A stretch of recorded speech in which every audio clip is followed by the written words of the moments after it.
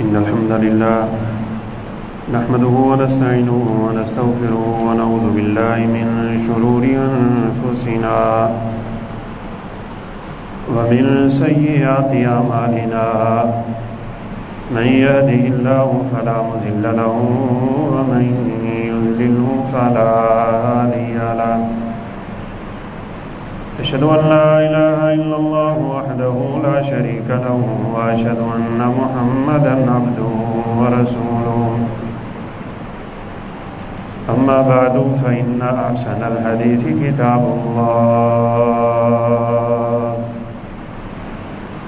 وخير الهدي هدي محمد صلى الله عليه وسلم وشر الأمور محدثاتها وكل محدثة بدعة وكل بدعة ضلالة وكل ضلالة في النار.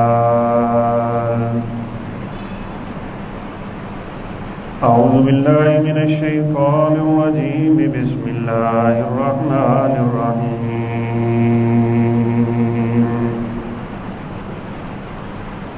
لقد من الله على المؤمنين إذ بعث فيهم رسولا من أنفسهم يتلو عليهم آياته ويزكيهم ويعلمهم الكتاب والحكمة وإن كانوا من قبل لفي ضلال مبين.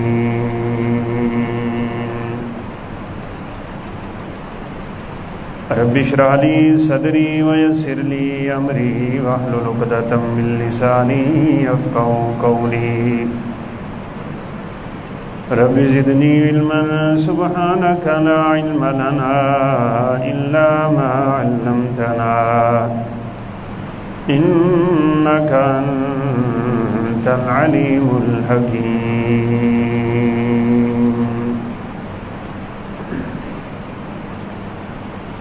مختصر حمد و ثنا کے بعد ربیع الاول کا مہینہ رسول اللہ صلی اللہ علیہ وسلم کا اس دنیا میں اللہ رب العزت کی خاص رحمت سے اور اس کے خاص فضل و کرم سے آنا بھی ہے اور پھر مبعوث ہونا بھی ہے. ویسے تو اللہ کی ہم پہ بے شمار نعمتیں ہیں، لیکن اس نعمت کا اللہ تعالیٰ نے بڑے خاص انداز میں ذکر فرمایا ہے. لَقَدْ مَنَّ اللَّهُ عَلَى الْمُؤْمِنِينَ کہ اللہ رب العزت نے ایمان والوں پہ بہت بڑا احسان کیا ہے. وہ احسان کیا ہے؟ اذ بعث فیہم رسولا کہ اس نے اپنا رسول ان میں بھیجا ہے. آپ صلی اللہ علیہ وسلم سیدنا عیسیٰ علیہ السلام کے تقریباً 650 سال بعد دنیا میں تشریف لائے. اتنا طویل عرصہ گزرنے کی وجہ سے ملت ابراہیم علیہ السلام تقریباً ختم ہو چکی تھی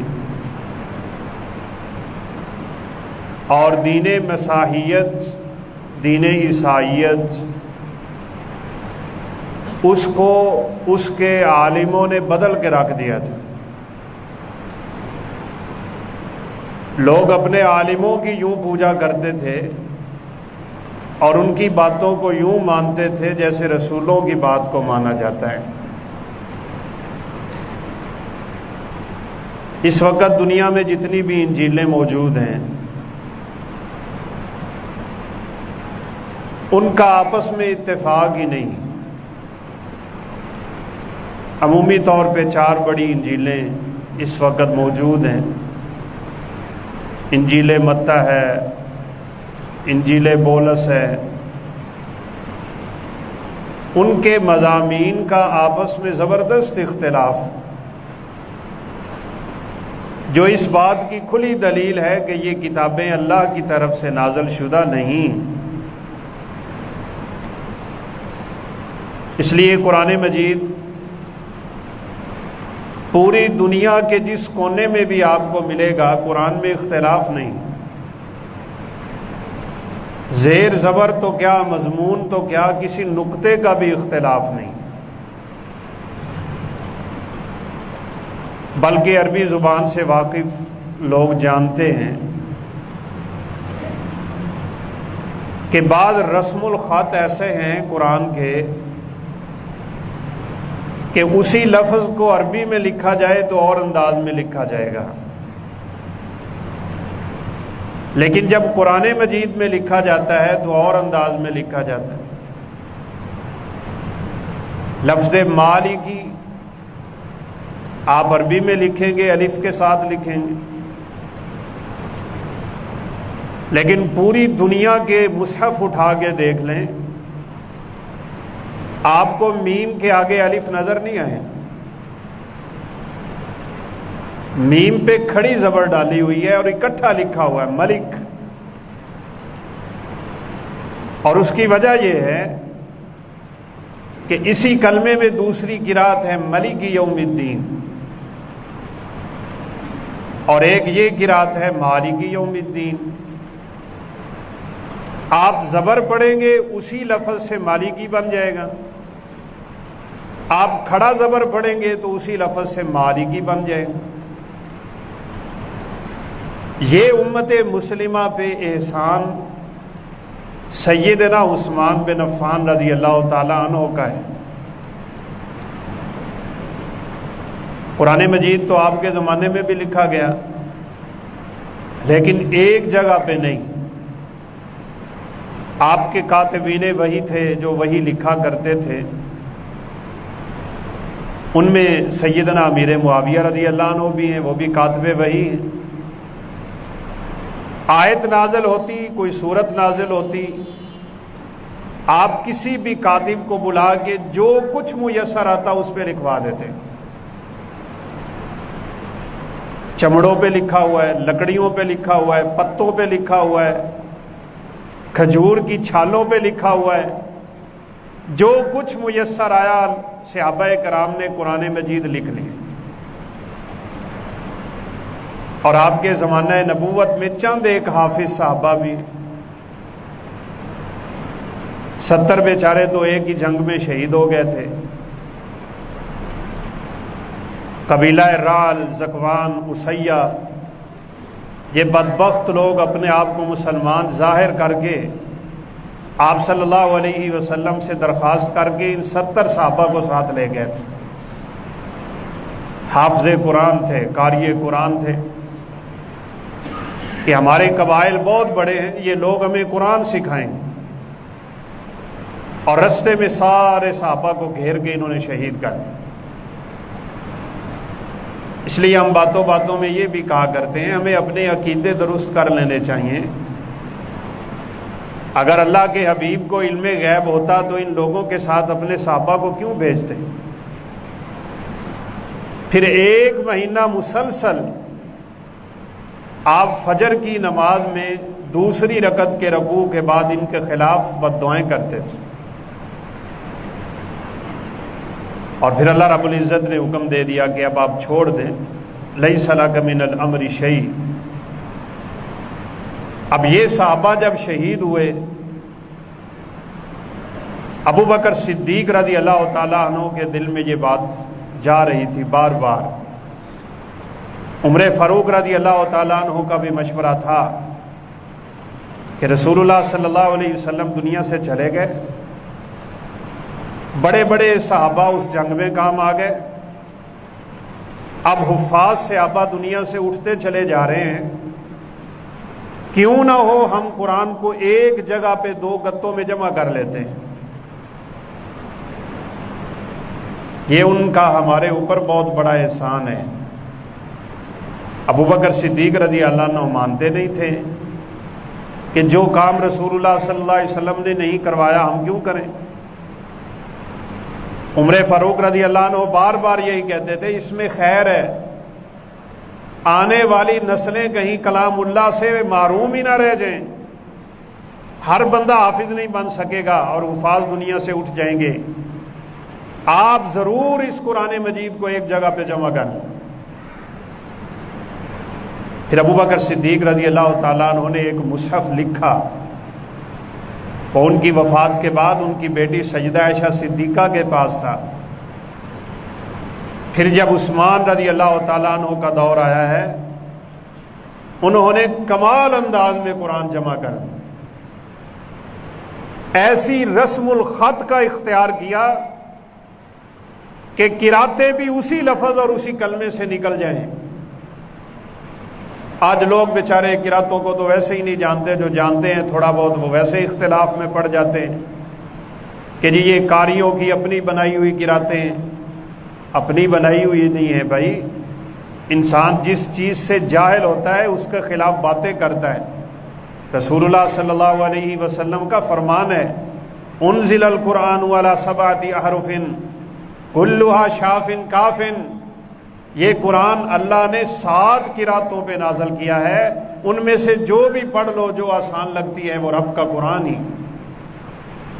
اب عثمان رضی اللہ تعالیٰ عنہ نے سیدنا زید بن ثابت کی ڈیوٹی لگا دی تھی، ان صحابہ کو جمع کر لیں، کاتبین بھی، حفاظ کرام بھی، لکھا ہوا قرآن بھی جمع کریں، لوگوں کے سینوں سے بھی اس آیت کو سنیں، اور سن کے بڑی باریک بینی سے آپ قرآن مجید کو جمع کر لیں۔ اس لیے یہ یاد رکھیے گا، قرآن مجید اسی رسم الخط پہ چھاپا جاتا ہے جو سیدنا عثمان رضی اللہ عنہ نے اختیار کیا تھا۔ پوری دنیا کا مصحف ایک ہے، پوری دنیا کا قرآن ایک ہے، کیوں؟ یہ رب کا قرآن، انا نحن نزلنا الذکر وانا لہ لحافظون، اللہ کہتے ہیں ہم نے یہ ذکر یعنی قرآن اتارا، ہم اس کی حفاظت کرنے والے ہیں۔ یہ ہر قسم کے تعریف و تبدل سے اور ہر قسم کے تغییر سے پاک ہے، لیکن جتنی بھی کتابیں اس وقت عیسیٰ علیہ السلام کی طرف منسوب ہیں ان میں تبدیلیاں ہو چکی ہیں، حتیٰ کہ ایک انجیل کے بعض نسخوں میں اور بعض آیات میں اور اسی طرح تورات کے بعض مضامین میں سیدنا موسیٰ علیہ السلام کی وفات کا تذکرہ ہے، جو اس بات کی کھلی دلیل ہے کہ یہ کسی اور کی لکھی ہوئی۔ وفات کے بعد کیسے آیت نازل ہوگی اور وہ کیسے تورات کا حصہ بن گئی؟ اس لیے قرآن نے کھلا چیلنج کیا ہے، یحرفون الکلم عن مواضعہ، تورات اور انجیل کو یہودیوں عیسائیوں نے بدل کے رکھ دیا ہوا ہے۔ بہرحال دین عیسائیت تقریباً ختم ہے، اور اس کا وجود اس وقت بھی جو دنیا میں ہے وہ بھی اپنی اصل سے بدلا ہوا ہے۔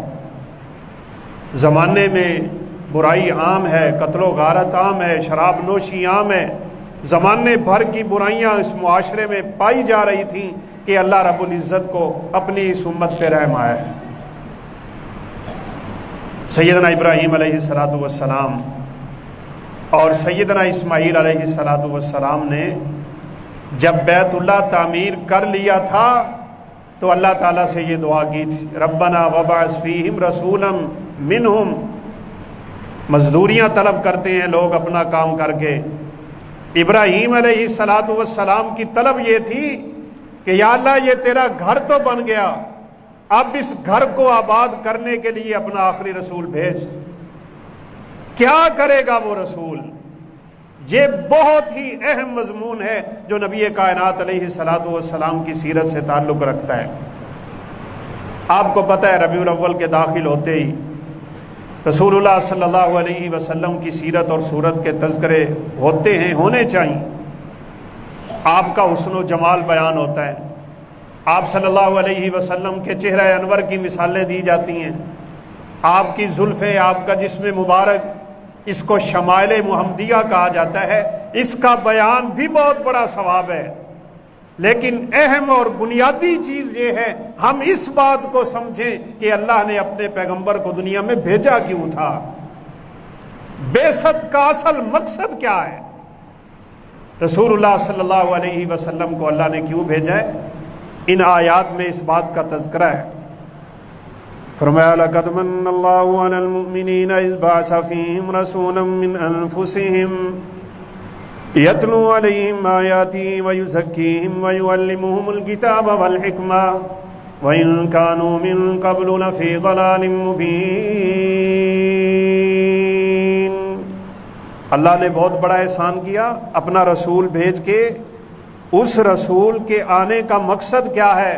یتلو علیہم آیاتہ، سب سے پہلا مقصد اللہ کے قرآن کی آیات لوگوں کو پڑھ پڑھ کے سنانا اور سکھانا، یہ میرے پیغمبر کا اس دنیا میں آنے کا مقصد۔ قرآن مجید سے تعلق جوڑے اگر رسول اللہ صلی اللہ علیہ وسلم کی بعثت کا مقصد سمجھنا چاہتے ہیں۔ یہ قرآن کیا کرتا ہے؟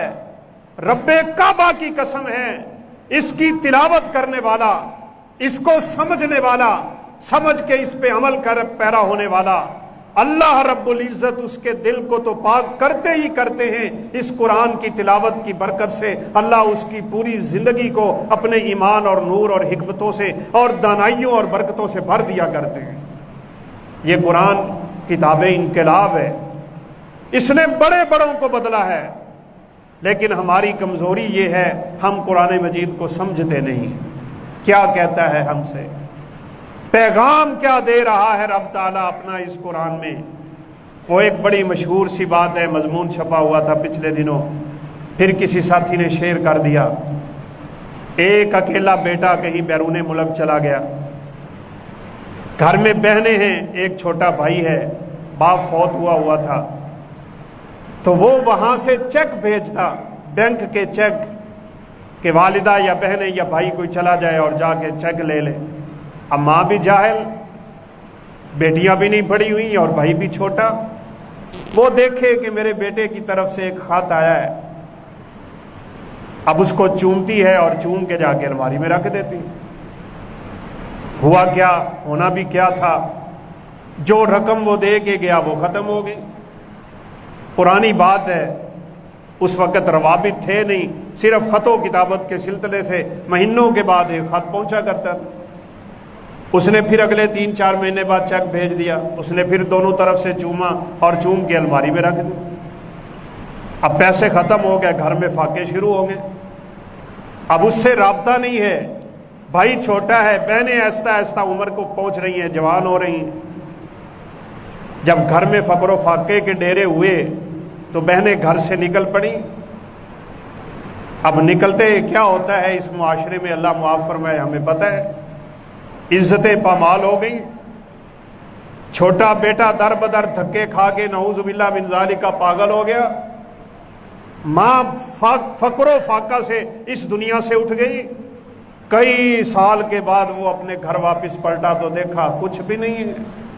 لوگوں نے بتایا تیری والدہ فوت ہو گئی، در در کے دھکے کھائے تیری بہنوں نے، ان کے لوگوں سے تعلقات بن گئے، تیرا بھائی زمانے میں پاگل ہو چکا، تیرا کیا فائدہ تھا باہر جانے کا کہ تیرے گھر میں فاقے رہے، تو وہاں پہ ڈالر کماتا رہا۔ اس نے کہا میں تو ہر 3 مہینے بعد چیک بھیجا کرتا تھا۔ کہا کیا معلوم کہاں بھیجا کرتا تھا، گھر کی تلاشی لی گئی، وہ سارے کے سارے چیک جو ہے وہ ماں نے سنبھال کے الماری میں رکھے ہوئے ہیں۔ مضمون نگار لکھتا ہے اگر اس ماں کو پتا ہوتا اس چیک میں کیا ہے، اس کی کتنی افادیت ہے، بینک جاؤں گی کتنی رقم ملے گی، پورا گھر کتنے سکون سے چل سکتا تھا۔ رب تعالیٰ کا پیغام ہم نے الماری میں رکھا، چوم چوم کے رکھا، اس کو پڑھ تو لیا، سمجھ نہ سکے، اور پھر یہ ہماری زندگی میں انقلاب نہ لا سکا۔ اس لیے نہ لا سکا ہمیں پتہ ہی نہیں ہے یہ قرآن ہم سے کیا کہہ رہا ہے، اس لیے اس کو سمجھ کے پڑھنے کی ضرورت ہے۔ ہمارے معاشرے کا ایک اور بہت بڑا بگاڑ ہے، ہم مردوں پہ قرآن پڑھتے ہیں، نعوذ باللہ۔ یہ قرآن کیا مردوں کی کتاب؟ فلاں آدمی کی روح نہیں نکل رہی جناب، اس کے اوپر بلاؤ مولوی صاحب یاسین پڑھ دیں۔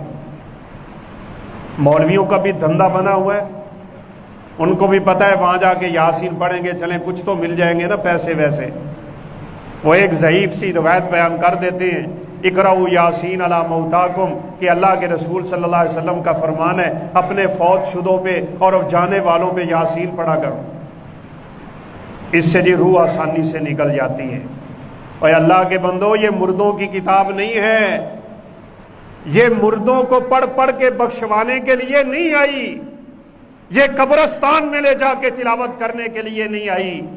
وہاں وہ 5 پارے لے کے بیچارے بیٹھے ہوتے ہیں قبرستانوں میں۔ کیا اس کتاب مقدس کی توقیر یہ تھی کہ قبروں پہ لے جا کے اس کو ہم پڑھا جائے، جہاں مردار پڑے ہوتے ہیں، جہاں جانوروں کے پیشاب پڑے ہوتے ہیں، جہاں نجس ترین چیزوں کا آنا جانا ہوتا ہے؟ رسول اللہ صلی اللہ علیہ وسلم نے تو کہا تھا قرآن گھر میں پڑھا کرو، اپنے گھروں کو قبرستان نہ بنایا کرو۔ کیا حدیث مبارکہ سے بات سمجھ آتی ہے؟ قبرستان قرآن پڑھنے کے لیے نہیں ہوتے، اپنے گھروں میں قرآن پڑھیں، اپنے گھروں میں تلاوت کریں، اپنے گھروں میں اس قرآن کی برکتوں سے اپنے گھر والوں کی زندگی میں انقلاب بپا کر دیں۔ اس لیے مکے کے وہ سردار جو کفر کے اعلیٰ درجے پہ کھڑے ہوتے تھے، جب کبھی کسی سے قرآن سنتے تھے، قرآن ان کے دماغوں پہ اثر کیا کرتا تھا، ہمارے ذہنوں پہ اثر نہیں کرتا۔ اس لیے نہیں کرتا کہ ہم اس کو سمجھ نہیں پا رہے ہیں۔ بھائیو، اب تو ترجمے والے آ گئے قرآن، وہ لے لیں۔ اب تو چھوٹی چھوٹی تفسیریں الحمدللہ آ گئیں، آپ وہ خرید لیں۔ بڑے بڑے آسان ترین طریقے اللہ رب العزت کے بندوں نے ہمارے لیے پیدا کر دیے۔ اینڈرائڈ موبائلوں پہ اپلیکیشنیں آ چکی ہیں، آپ وہاں سے ڈاؤن لوڈ کر سکتے ہیں۔ آپ اس قرآن کو وقت دیں، وقت، جتنا وقت زیادہ دیتے جائیں گے، یہ میری بات یاد کر لیں، رب ذوالجلال کی قسم ہے، جتنا کوئی شخص قرآن زیادہ پڑھتا ہے، اللہ اس کی زندگی میں اتنی ہی برکتیں زیادہ نازل کیا کرتے ہیں۔ ایک عالم دین لکھتے ہیں کہ کتابوں کا ترجمہ کرنا اور اس طرح کے اور بڑے کام ہوتے ہیں، کتابیں لکھنا، مضامین لکھنا، لوگوں کو دین کی باتیں بتانا۔ کہا میں کام کرتا تو کبھی کبھار اٹک جاتا، بعض دفعہ ایک کام بڑا لمبا ہو جاتا، تو میں اپنے استاد محترم کے پاس چلا گیا کہ نسخہ بتائیں، میرے کام ہی اٹک جاتے ہیں، ہوتے نہیں ہیں، کوئی نہ کوئی رکاوٹ کھڑی ہو جاتی ہے۔ تو انہوں نے کہا اللہ کے بندے، تو کتنی تلاوت کرتا ہے قرآن مجید کی روزانہ؟ کہا جی 1 پارہ۔ کہا بس؟ پھر تیرے کام اٹکیں گے نہیں تو اور کیا ہوگا؟ تلاوت کو بڑھا۔ وہ کہتے ہیں میں نے 2 پارے کر دیے، وہ واقعتاً برکت زیادہ ہوگی، میں نے 3 کر دیے، برکت اور ہوگی، میں نے 4 کر دیے، اللہ نے برکتیں اور عطا کر دی، میں نے 5 کر دیے۔ وہ کہتے ہیں اس وقت میں روزانہ 10 پاروں کی تلاوت کرتا ہوں اور اللہ میرے کام سارے ہی آسان کر دیتا ہے۔ واتقوا اللہ ویعلمکم اللہ، اللہ سکھاتا بھی اپنی رحمت اور برکت سے ہے، اللہ علم بھی دیتا ہے تو اسی شخص کو جس کا رب سے تعلق مضبوط سے مضبوط ہوتا جاتا ہے۔ خدائے ذوالجلال کی قسم ہے، اس سے بڑھ کے رب تعالیٰ سے تعلق قائم کرنے والی اس دنیا میں کوئی چیز نہیں ہے۔ رسول اللہ صلی اللہ علیہ وسلم نے فرمایا حبل اللہ المتین ممدود بین السماء والارض، یہ قرآن اللہ کی رسی ہے اور زمین و آسمان کے درمیان لٹک رہی ہے، اس کا ایک سرا تمہارے ہاتھ میں ہے، دوسرا سرا رب العالمین کے ہاتھ میں ہے۔ بہت آسان ترین اور شارٹ کٹ رستہ رب تعالیٰ تک پہنچنے کا وہ قرآن مجید کو پڑھنا اور قرآن مجید کو سیکھنا ہے۔ اسی لیے اللہ کے پیغمبر اس دنیا میں آئے تھے۔ اللہ رب العزت نے اپنے پیغمبر کو حکم دیا ہوا ہے وَأَنزَلْنَا إِلَيْكَ الذِّكْرَ لِتُبَيِّنَ لِلنَّاسِ، اے اللہ کے حبیب ہم نے آپ کو قرآن دیا ہے، آپ یہ قرآن لوگوں کو سمجھائیں، ان کو بتائیں، اس کی تفسیر کریں۔ بہت قیمتی ترین علم اس کائنات میں اگر ہے وہ قرآن مجید کا علم ہے۔ اس کی قرات کا علم ہو، اس کی تجوید کا علم ہو، اس کی تفسیر کا علم ہو، اس کے اصول کا علم ہو، اس کے رسم کا علم ہو، اس کے ضبط کا علم ہو، اس کے جتنے بھی علوم دنیا میں پائے جا رہی ہیں، وہ عد الآیہ کا علم ہو، سارے علوم پہ آپ تعلق جتنا قائم کرتے جائیں گے، اللہ رب العزت کی طرف سے برکتوں کے دروازے کھلتے چلے جائیں گے۔ رسول اللہ صلی اللہ علیہ وسلم صاحب قرآن، یہ رب تعالیٰ کا کلام ہے، کلام۔ علماء کا اس بات میں ویسے اختلاف موجود ہے کہ جو سابقہ شریعتیں اللہ نے اتاری تھی نبیوں پہ، کیا وہ بھی رب تعالیٰ نے بول کے عطا کی تھی یا لکھی لکھائی شریعتیں ملی ہیں ان کو؟ اتنا تو ضرور ہے وَكَتَبْنَا لَهُ فِي الْأَلْوَاحِ، اللہ کہتے ہیں میں نے موسیٰ کے لیے تختیاں لکھوا دیں۔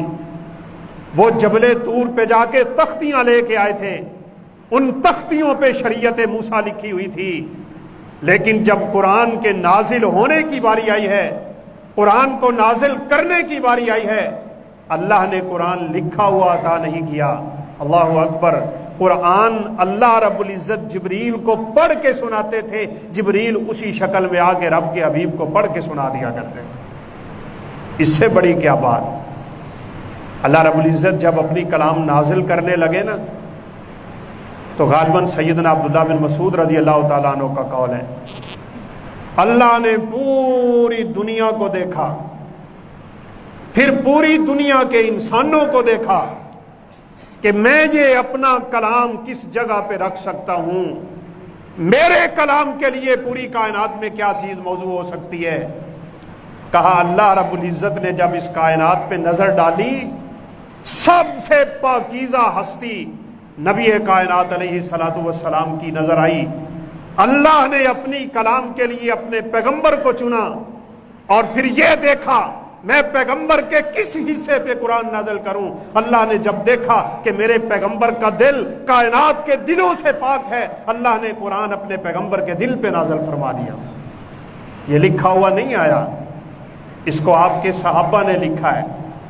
اللہ نے پڑھ کے جبریل کو سنایا، اور جبریل نے پڑھ کے نبی کائنات علیہ السلام کو سکھایا، اور آپ نے اپنے صحابہ کو، صحابہ نے تابعین کو، تابعین نے تبع تابعین کو، انہوں نے اتباع تبع تابعین کو، انہوں نے ائمہ اسلاف کو، انہوں نے آگے ہم تک دین پہنچایا۔ آج اگر کوئی آدمی آپ میں سے یا میں خود ایک حرف بھی قرآن کا پڑھیں گے نا، ان تمام لوگوں کو اللہ 10 نیکیاں اس حرف کے بدلے میں عطا کرتا چلا جائے گا۔ صاحب قرآن کی کتنی شان بن چکی ہوگی، کروڑوں اربوں لوگ اس قرآن کی تلاوت کرنے والے موجود ہیں، پڑھنے والے کو بھی اجر ملتا ہے، پڑھانے والے کو بھی اجر ملتا ہے۔ اپنے دلوں کو پاک کرنے کے لیے، اور آگے الفاظ بھی یہی ہیں، یتلو علیہم آیاتہ ویزکیہم، اللہ کا پیغمبر لوگوں کو قرآن پڑھ پڑھ کے ان کے دلوں کو پاک کر دے گا۔ اگر ہم نے اپنے دلوں کی طہارت حاصل کرنی ہے، قرآن مجید کی تلاوت کرنا ہو۔ تزکیہ نفس دوسری بڑی بعثت کا مقصد۔ اللہ کے حبیب اس دنیا میں کیوں آئے؟ لوگوں کو قرآن سکھانے کے لیے، قرآن کی تفسیر، آپ کی سنت، آپ کی حدیث سکھلانے کے لیے۔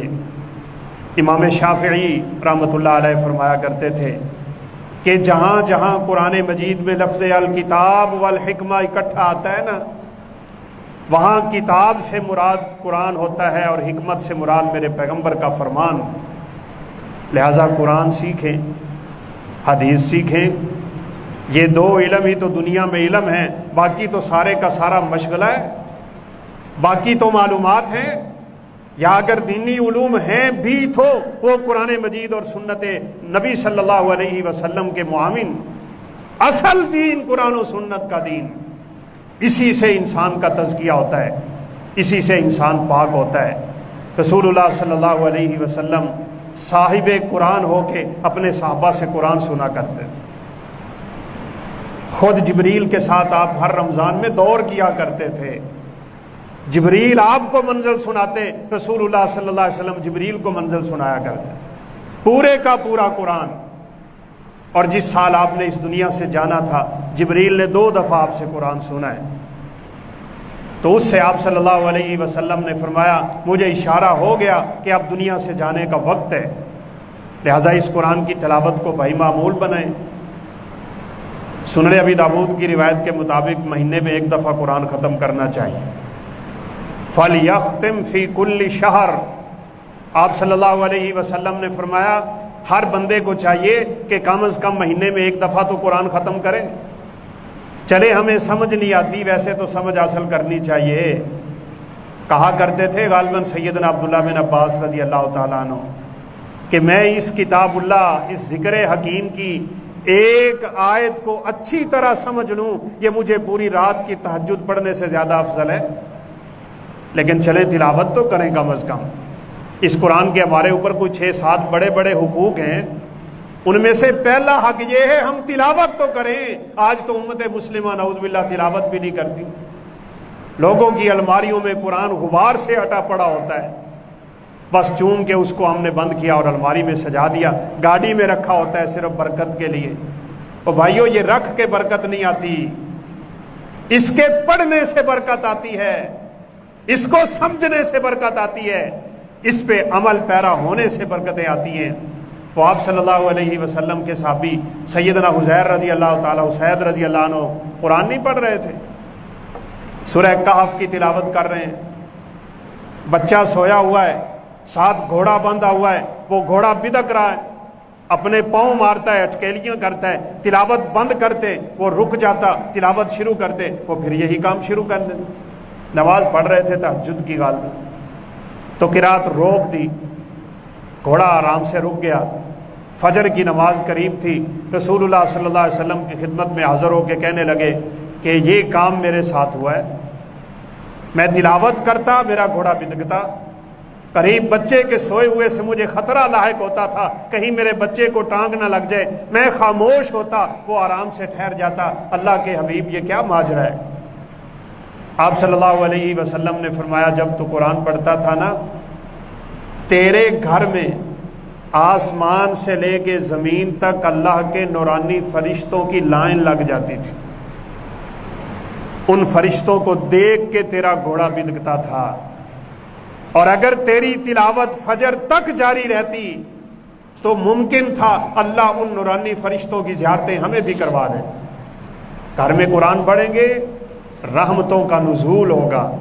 اور یقین مانے ایک وقت تھا، آپ لوگ تو ماشاءاللہ ہم سے بڑی عمروں کے مالک ہیں، گھروں میں تلاوتیں ہوتی تھیں، گھروں میں نبی صلی اللہ علیہ وسلم کی باتیں ہوتی تھیں، آپ کے صحابہ کے تذکرے ہوتے تھے، ہم اپنے بچوں کو اسلاف کی کہانیاں سنایا کرتے تھے، بچوں کی تربیت کا لازمی حصہ قرار دیا جاتا تھا۔ اب نعوذ باللہ ہمارے گھروں سے گانوں کی آواز آتی ہے، بچہ بھی موبائل پہ سن رہا ہے، ماں بھی بیٹھی ہے اور باپ بھی بیٹھا ہے، ماشاءاللہ پورا خاندان موبائل پہ بیٹھا ہے۔ آپ بتائیں اللہ رب العزت کی ناراضگی نہیں ہوگی تو اور کیا ہو؟ یہ آج کل تو اللہ معاف فرمائے ویسے ہی ہمارے حالات بہت زیادہ خراب ہو گئے، کئی بچے اغوا ہو رہے ہیں، وہ آج کی غالباً اخبار پہ آیا ہوا ہے، ہمارے علاقے سے 2 بچے اور ایک بڑے شخص کو اغوا کیا ہے، وہ یہاں حویلی لکھا سے ملے ہیں، وہ یہاں لے کے پھرتے تھے، کئی دن تک نعوذ باللہ نوجوان بچی تھی اس سے زیادتیاں کرتے رہے۔ معاشرہ کس طرف چلا گیا؟ قرآن کو چھوڑنے کی وجہ سے۔ وہ معزز تھے زمانہ میں مسلمان ہو کر، ہم خار ہوئے تارکے قرآن ہو کر، اس کو تھامو اگر عزتیں چاہیے، اس کو تھامو برکتیں چاہیے، اس سے تعلق جوڑو اللہ رب العزت کی رحمتوں میں آنا ہے تو، اور اپنی زندگی کو امن والی زندگی بنانا چاہتے ہو رب کے قرآن سے تعلق مضبوط کر۔ جتنا تعلق کمزور ہوگا اتنے حالات بگڑتے چلے جائیں۔ یہ تو آپ لوگ ویسے سوشل میڈیا سے ہم سے زیادہ واقف ہیں، اگر وزیر اعظم ہاؤس کی آڈیو لیک ہو رہی ہے، پرانے کی بھی اور نئے کی بھی، آپ بتائیں ہماری سالمیت پہ کتنا خطرہ ہے، ہمارے ملک کو کہاں تک لے جایا جا چکا ہے، ہمارے اندرونی معاملات ہمارے بیرونی معاملات کس قدر بگڑ گئے اور کس قدر خراب ہو گئے۔ 80% سندھ ڈوبا ہوا ہے پانی میں، اب وہ تو سیلاب تو آیا ہی تھا، اب وہاں پہ کھڑا ہونے والا پانی لوگوں کی زندگیاں برباد کر رہا ہے، بچے بیماریوں سے مر رہے ہیں، کوئی علاج کروانے والا وہاں نہیں ہے، حکومتی بندہ تو نظر ہی نہیں آتا۔ وہ ہمارے دوست وہاں پہ پہنچے ہوئے ہیں، کوئی کہتے نہیں بندہ نہیں ہے وہاں پہ، بس جو لوگ ہمیں تعاون بھیج رہے ہیں، جو کوئی یہ تنظیمیں ہیں، کچھ فلاحی ادارے ہیں، کچھ یہ اسلامی نظریے کے لوگ ہیں، ہم ان کے تعاون سے لوگوں تک دوائیاں پہنچا رہے ہیں، بچے بھوکوں سے مر رہے ہیں اور بچے بیماریوں سے مر رہے ہیں، کوئی ان کو پوچھنے والا ہی نہیں۔ یہ حالت ہو رہی ہے آپ کے ملک کی، وجہ بھائی سیدھی بات ہے، وجہ یہی ہے کہ ہم اللہ رب العزت کے دین کو چھوڑ چکے ہیں۔ وہ ہم مالدیپ میں جہاں تراویحیں پڑھاتے ہیں، اس بھائی نے پرسوں مجھے فون کیا، کہا جی پہلے بھی سنا تھا اور اب تو ہمارے ہاں آپ لوگوں کی امداد کے لیے کیمپ لگ گئے ہیں مالدیپ میں جگہ جگہ پہ، تو کہتے ہیں ہمیں بڑی کیفیت سی محسوس ہوئی کہ کیا حال ہے، اور آپ کے حالات دریافت کرنے کے لیے میں نے فون کیا۔ تو میں نے کہا الحمدللہ ہم لوگ تو دور دراز علاقے میں ہیں، ابھی تک امن میں ہیں، لیکن ہمارے ملک میں بہت زیادہ نقصان ہو چکا ہوا ہے، آپ لوگ سنائیں آپ کے احوال کیا ہیں۔ انہوں نے کہا یہاں تو اللہ کے فضل و کرم سے جو حالات تھے ایک عرصہ گزر گیا، اللہ رب العزت کی برکتوں اور رحمتوں کا وہی نزول۔ ہم مسجد میں جایا کرتے تھے، یقین مانے پوری مسجد کے نمازی اگر سنتیں پڑھ چکے ہوتے تو بس وہ قرآن کی تلاوت کر رہے ہوتے تھے۔ یہاں بھی ماحول پیدا کریں نا، میں نے ویسے یہاں بھی گزارش کی تھی، ہر نماز سے پہلے یہاں پھٹیاں پڑی ہوں، ان پھٹیوں کے اوپر قرآن پڑھے ہوں، بس بندہ آئے سنتیں پڑھے، رب کا کلام کھولے، قرآن کی تلاوت کرے۔ قیمتی ترین وقت ہوتا ہے بین الاذان والاقامہ، اللہ کے پیغمبر نے فرمایا اس وقت کی تو دعائیں بھی اللہ رد نہیں کرتے۔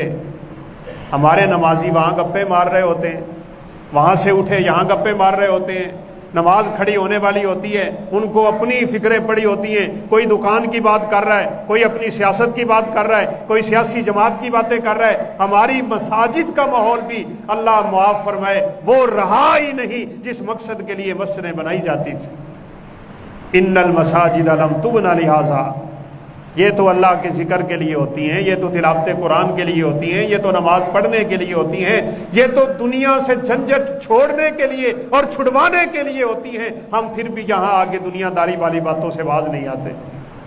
ہماری یہاں بھی دنیا، ہماری باہر بھی دنیا۔ یہ نماز اور اذان کے درمیان وقفہ کیوں ہوتا ہے بھلا؟ وہ ایک ساتھی مجھے کہنے لگا جی نماز میں دل ہی نہیں لگتا، سیدھی بات ہے، جتنا مرضی زور لگا لوں نماز میں دل نہیں لگتا۔ میں نے کہا آپ کب شامل ہوتے ہیں جماعت میں؟ کہا کوشش کرتا ہوں پہلی رکعت کو پہنچ جاتا ہوں۔ تو میں نے کہا دل کیسے لگے؟ دکان بند کر کے فوراً آ کے نماز میں شامل ہونا ہے تو ابھی تو تیرے دماغ میں حساب چل رہا ہوگا نا، تو کیسے تجھے نماز میں فرصت ملے کہ تو اپنے رب سے تعلق بنا لے؟ یہ 15 سے 20 منٹ کا وقفہ ہی اسی لیے ہوتا ہے، انسان آ کے اللہ کے سامنے بیٹھے، 2 سنتیں ادا کرے، 4 سنتیں ادا کرے، خالی وقت ہے ذکر کرے، اذکار کرے، دعائیں کرے، تلاوتیں کرے، وہ دنیا والا دماغ سے ایک دفعہ خیال ختم ہو جائے، پھر رب کے سامنے کھڑے ہوگا تو نماز پڑھنے کی کیفیت اور ہوگی، اور بھاگ کے آخری رکعت میں شامل ہونا ہو تو پھر بات اور ہوگی۔ مجھے اچھی طرح یاد ہے یہ سامنے والے گھڑی ایک دفعہ 7-8 منٹ آگے تھی تو اس کے مطابق نماز پڑھا دی، ہم نے تو اسی کو دیکھ کے چلنا ہوتا ہے، ابھی پیچھے ہے تو جمعہ اس لیے تھوڑا لیٹ ہو جاتا ہے۔ نماز کے بعد ایک ساتھی وہاں کھڑا ہوا، کہا قاری صاحب ہے تو بڑی وڈی زیادتی ہے، اسی نماز تو ہی رہ گیا، تسی پہلے ہی نماز کھڑی کر دی تھی۔ یعنی ہم جمعے میں بھی تب آتے ہیں جب نماز کھڑی ہو رہی ہے۔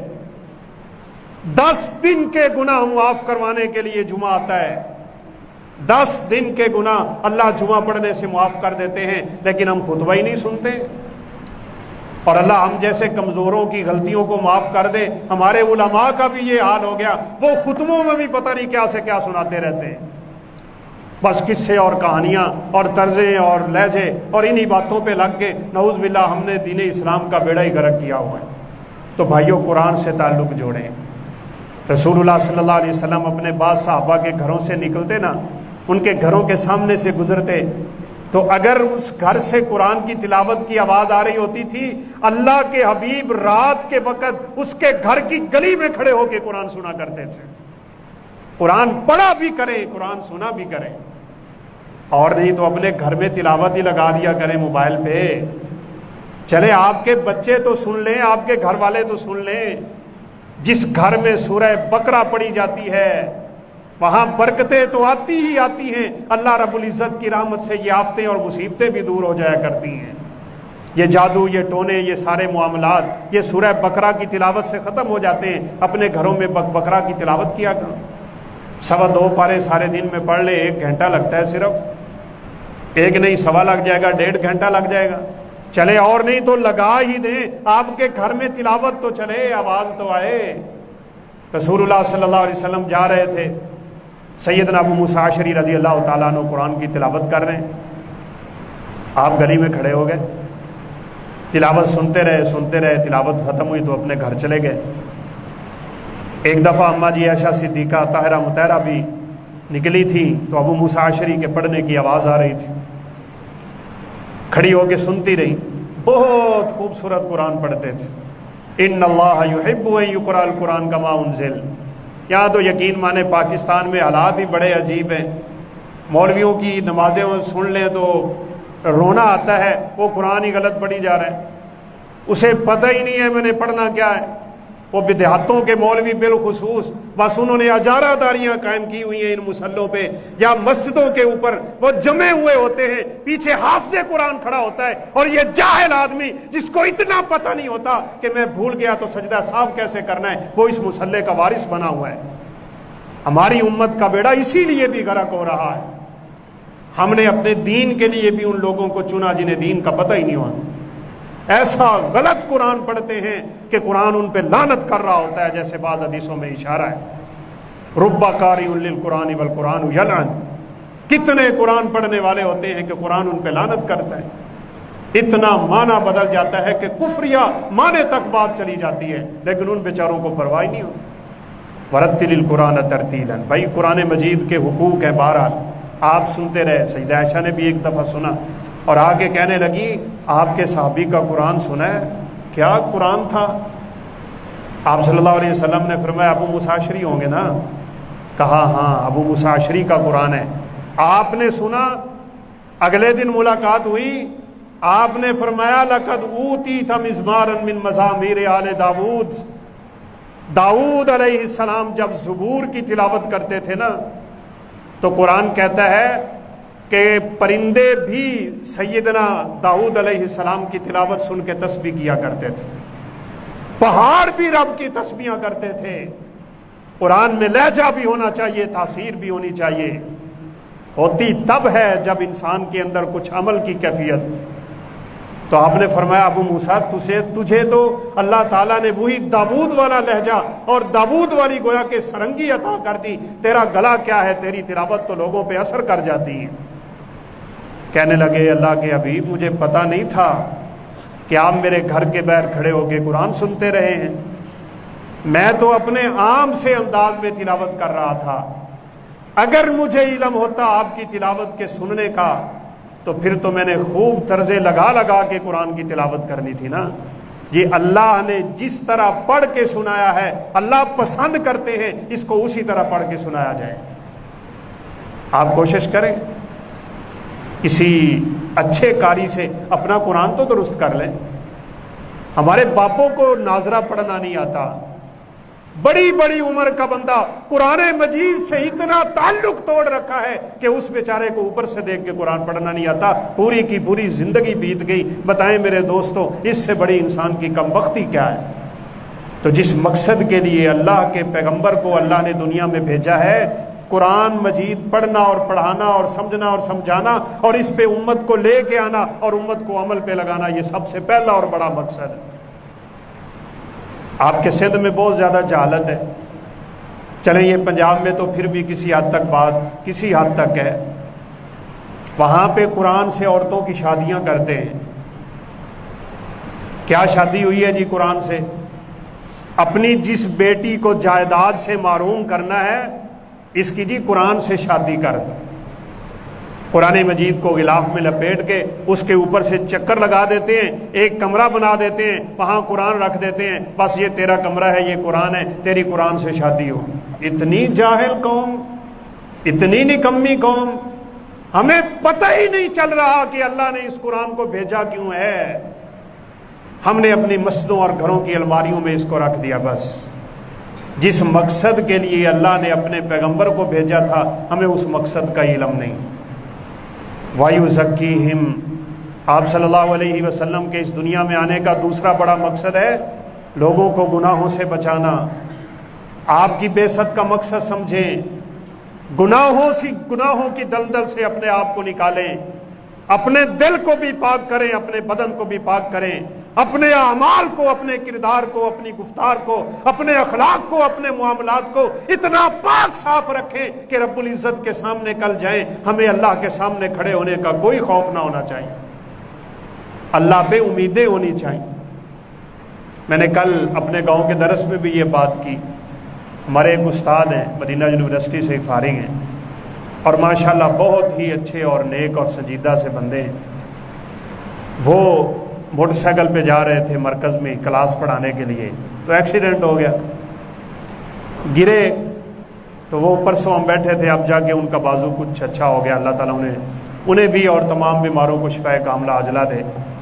تو مجھے کہنے لگے کہ استاد جی میں جب روڈ پہ گرا پڑا تھا نا، اور یہ میرے بازو کام کرنا چھوڑ گئے تھے، اور مجھے یوں لگ رہا تھا کہ ابھی کوئی گاڑی میرے اوپر سے گزر جائے گی اور موت واقع ہو جائے گی اور میں اپنے رب کے پاس چلا جاؤں گا، تو مجھے دلی طور پہ بڑی تسلی تھی، مجھے کوئی ڈر نہیں لگ رہا تھا، مجھے کوئی خوف نہیں آ رہا تھا۔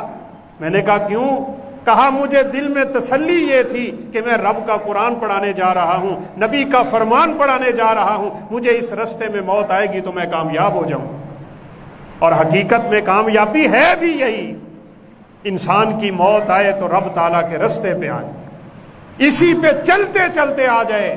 تبھی تو ابو ایوب انصاری رضی اللہ تعالیٰ عنہ نے وہ قافلہ جو قسطنطنیہ کی جنگ پہ نکل رہا تھا، بڑھاپے کی عمر میں، نظر ختم ہو چکی تھی، انتہائی بڑی عمر پہنچ چکے تھے، کہا میں نے تمہارے ساتھ جانا ہے۔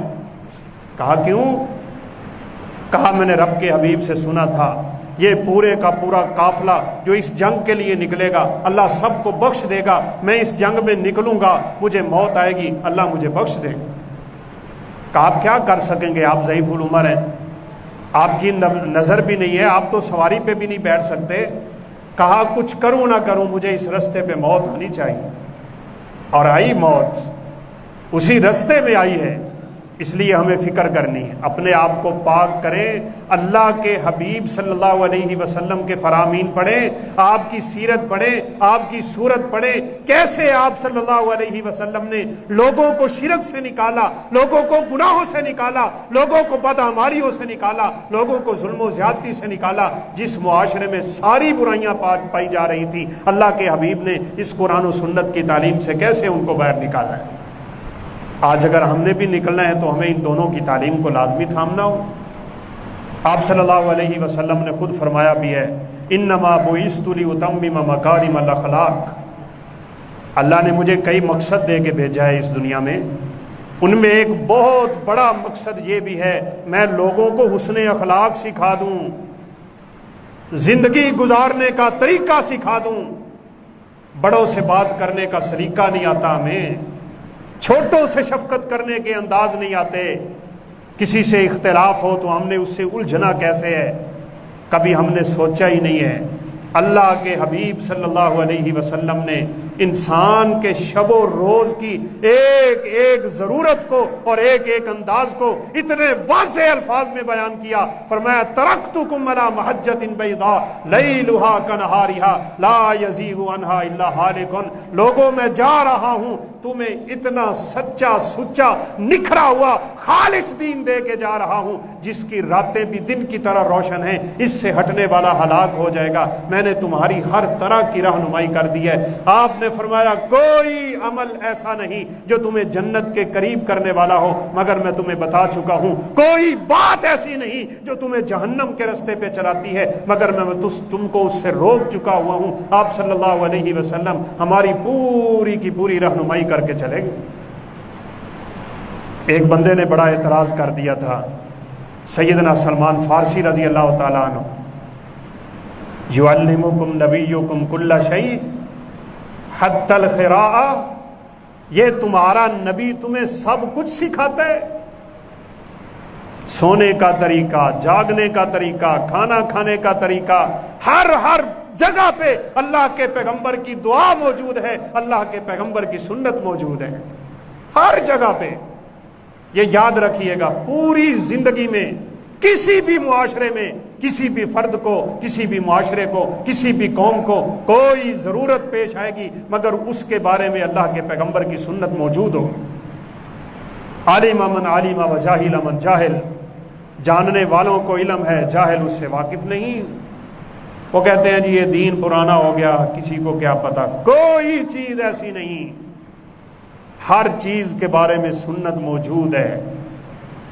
حتیٰ کہ یہ مذاق کے طور پہ کہنے لگے تمہارا نبی تمہیں ہر کچھ سکھاتا ہے، حتی الخراء، یہاں تک کہ قضائے حاجت یعنی پیشاب پخانے کے کرنے کے بھی طریقے سکھاتا ہے۔ کیا یہ کوئی بات ہے سکھانے والی؟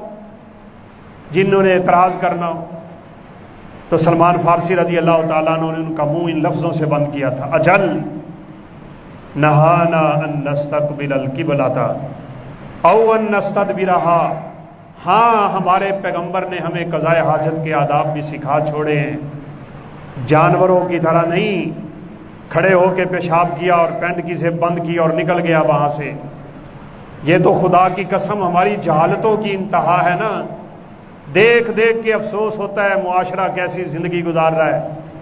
وہ بسوں کی، ٹریکٹروں کے، ٹرالیوں کے وہ ٹائر کے ساتھ بیٹھ کے پیشاب کر جا رہا ہے، اسے پتہ ہی نہیں بیچارے کو کہ اللہ کے پیغمبر کا یہاں طریقہ کیا تھا، آپ نے ہمیں سکھایا کیا ہے۔ وہ پیشاب کی چھینٹوں سے ہی نہیں بچ رہا، اسے اتنا پتہ نہیں ان کا عذاب کتنا ہے۔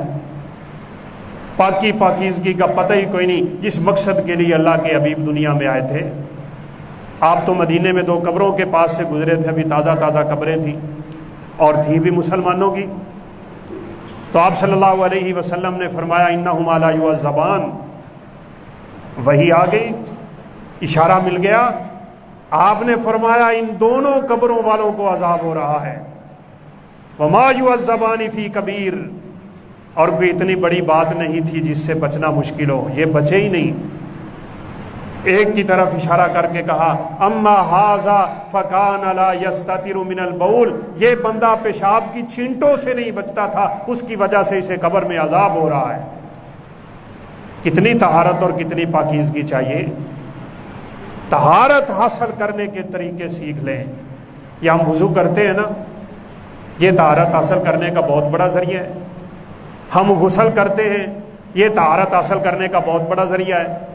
دل کو پاک کرنا بڑا کٹھن مرحلہ ہے۔ ہم چلیں اپنے بدن کو تو پاک کرتے ہیں نا، ایک آدمی وضو کر کے آ رہا ہے، یہ طہارت کے مسئلوں کی سنگینی دیکھیں آپ۔ وفی قدمہ لمعۃ، اس کے پاؤں میں ایک مٹی کی چمک نظر آ رہی ہے، اور بعض روایات میں ہے قدر درہم، جیسے یہ ہمارے آج کل 5 روپے بنے ہوئے ہیں، چھوٹا سا سکہ، اتنی مقدار پانی نہیں پہنچا اس کے پاؤں پہ، پانی پہنچایا نہیں اس نے، صاف ظاہر سستی سے کام لے گیا۔ جیسے ہم لوگ دوڑے آتے ہیں اور جماعت کھڑی ہونے والی ہوتی ہے، 2 ہاتھ ہمارے وضو کرنے کے لیے جلدی جلدی، اور پتہ ہی نہیں کیا کہاں پانی پہنچا ہے کہاں نہیں پہنچا۔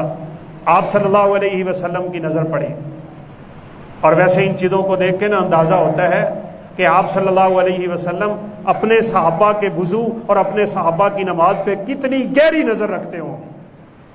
سفر میں تھے، خالی میدان تھا، پاؤں پہ مٹی پڑی ہوئی تھی، صحرا میں وضو کیا تھا، اور تعداد بھی ہوگی جب جنگ پہ ہی جا رہے ہیں، اتنی تعداد میں بھی اللہ کے پیغمبر نے اپنے صحابی کے خشک پاؤں کو دیکھ لیا، اور وہ بھی اتنی مقدار میں۔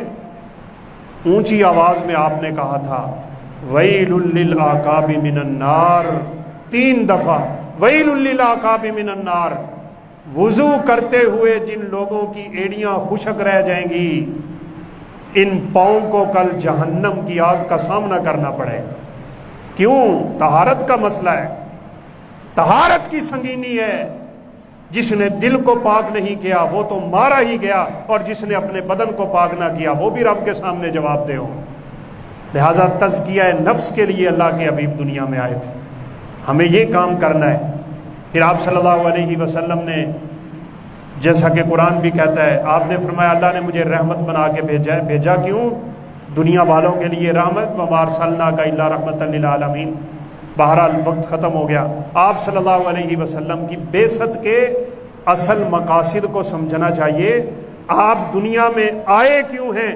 ہم آپ کی آمد کا چرچا کرتے رہتے ہیں، ہم آپ صلی اللہ علیہ وسلم کی سیرت اور خصائل بیان کرتے ہیں، بہت بڑی فضیلت ہے، کرنا چاہیے، بہت بڑے اجر کا باعث ہے، امت کو اس کی ضرورت ہے۔ انسان کو جس چیز کا علم نہیں ہوتا اس سے تب تک اس کو محبت نہیں ہوتی، جتنا زیادہ علم میرے پیغمبر کے بارے میں ہوگا اتنی آپ سے عقیدت اور محبت بڑھے گی، جتنا رب کے بارے میں علم زیادہ ہوگا اتنا رب سے انسان کا تعلق مضبوط ہوگا۔ لیکن سب سے بڑا کام جو کرنے والا ہے، ہم مقصد کو سمجھیں، اللہ نے اس دنیا میں انبیاء کا یہ سلسلہ کیوں قائم کیا تھا، وہ کس مقصد کے لیے دنیا میں آئے تھے۔ وَلَقَدْ بَعَثْنَا فِي كُلِّ أُمَّةٍ رَسُولًا أَنِ اعْبُدُوا اللَّهَ وَاجْتَنِبُوا الطَّاغُوتَ، جتنے بھی رسول اللہ نے دنیا میں بھیجے ہیں سب کہتے تھے ایک اللہ کی عبادت پہ لگ جاؤ، باقی سب کو چھوڑ، سب کچھ چھوڑ دیں۔ اللہ رب العزت سے دعا ہے وہ ہمیں آمد مصطفیٰ کے مقاصد سمجھنے کی توفیق نصیب فرمائے۔ جس مقصد کے لیے اللہ نے اس دنیا میں انبیاء کا سلسلہ قائم کیا تھا، جو سب سے بڑا مقصد رب تعالیٰ کی عبادت ہے، تزکیہ نفس ہے، اپنے آپ کو گناہوں کی دلدل سے بچانا ہے، حسن اخلاق کو اپنانا ہے، اور دنیا میں ایک رحمت کا سا سامان پیدا کر کے دنیا میں زندگی گزارنی ہے۔ اللہ تعالیٰ ہمیں ان چیزوں پہ عمل پیرا ہونے کی توفیق نصیب فرمائے۔ وآخر دعوانا ان الحمد للہ رب العالمین۔